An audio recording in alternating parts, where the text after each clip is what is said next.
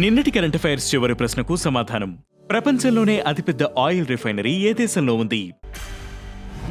గుజరాత్లోని జామ్నగర్లో ఉన్న Reliance industries oil refinery ప్రపంచంలోనే అతిపెద్దది. ఈ రిఫైనరీకి రోజుకు 12 లక్షల బ్యారెళ్ల ముడి చమురును ప్రాసెస్ చేసే సామర్థ్యం ఉంది. 1999లో ఓపెన్ అయిన ఈ రిఫైనరీని 2008లో విస్తరించారు.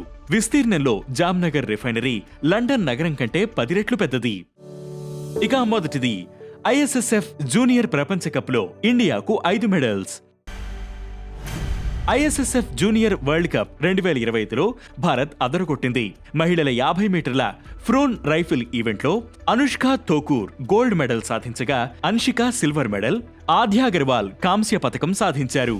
ఇక మెన్స్ 50 మీటర్ల ప్రోన్ రైఫిల్ ఈవెంట్లో దీపేందర్ సింగ్ షెకావత్ సిల్వర్ మెడల్ సాధించగా, రోహిత్ కన్యన్ బ్రాంజ్ గెలుచుకున్నారు.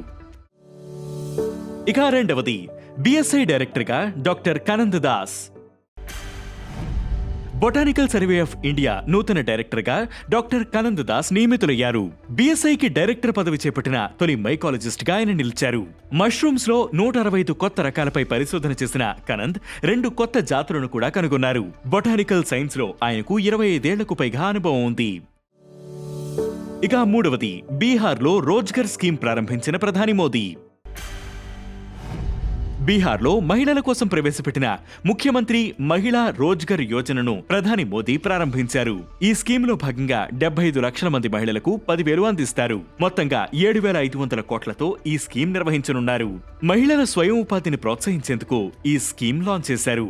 ఈ పథకం కింద మహిళల వ్యాపారం సక్సెస్ ను బట్టి అదనంగా 2 లక్షల వరకు ఆర్థిక సహాయం అందే అవకాశం ఉంది. ఇక నాలుగవది, ఆసియా కప్లో అభిషేక్ శర్మ రికార్డ్.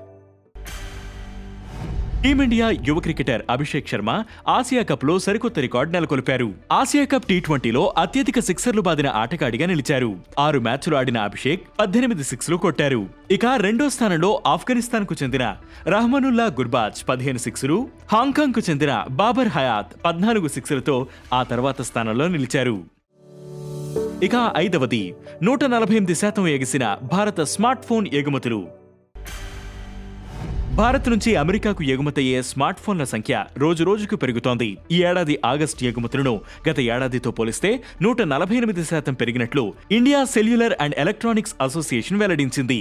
గత ఏడాది ఆగస్టులో $388 మిలియన్ విలువైన స్మార్ట్ ఫోన్స్ ఎగుమతి కాగా, తాజాగా అది $965 మిలియన్ చేరింది. ఇక ఈ రోజు current affairs question, Asia cup T20 format లో అత్యధిక పరుగులు చేసింది ఎవరు? ఈ ప్రశ్నకు సమాధానం మీరే కామెంట్ చేయండి.